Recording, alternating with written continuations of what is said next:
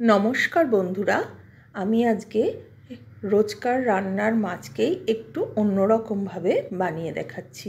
আমি এখানে কাতলা মাছ নিয়ে নিয়েছি, সেটাকে নুন, গোলমরিচ গুঁড়ো আর লেবুর রস, সামান্য রসুন বাটা দিয়ে আমি এটাকে মেখে ম্যারিনেট করে 10 মিনিটের জন্য একটু ঢাকা দিয়ে রেখে দেব। প্যান নিয়ে নিয়েছি, এটাকে গরম করে আমি এর মধ্যে দারচিনি, এলাচ, লবঙ্গ, শামরিচ আর দিয়ে দিচ্ছি একটু পোস্তদানা, দিয়ে সমস্ত কিছুকে একটুখানি ড্রাই রোস্ট করে নেব। এবার এটাকে গ্রাইন্ডারে দিয়ে গ্রাইন্ড করে নিয়েছি।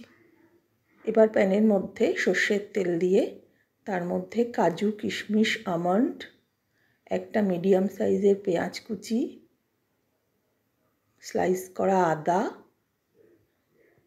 5-6 কোয়া রসুন, স্বাদ অনুযায়ী কাঁচা লঙ্কা আর দানা ছাড়ানো টমেটো দিয়ে তার উপর সামান্য একটু নুন দিয়ে এটাকে একটু নেড়ে আমি এটাকে ঢাকা দিয়ে একটু সিদ্ধ হতে রেখে দেব।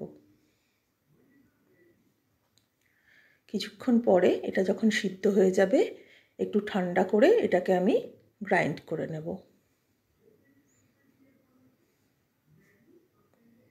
একটা স্মুথ পেস্ট তৈরি করে নেব।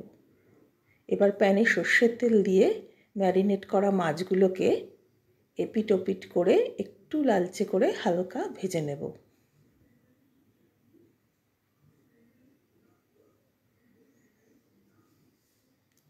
এইভাবে সমস্ত মাছগুলো ভাজা হয়ে গেলে আমি মাছগুলোকে তুলে রাখব।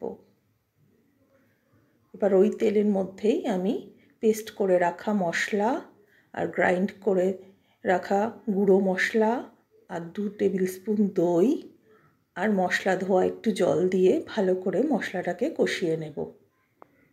এরপরে আমি দিয়ে দেব স্বাদ অনুযায়ী নুন আর চিনি। আবারও আমি সমস্ত কিছু মশলাকে ভালো করে মিক্সড করে নিয়ে সামান্য জল দিয়ে একটা গ্রেভি বানিয়ে নেব।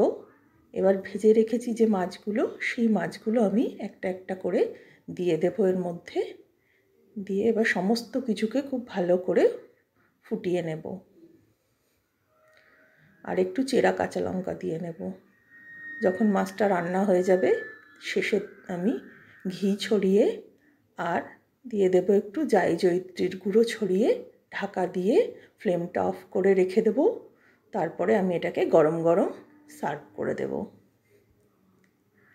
তো এটা খেতে খুবই সুন্দর হয়, আপনারাও বানিয়ে দেখবেন, আশা করি খুব ভালো লাগবে। নমস্কার।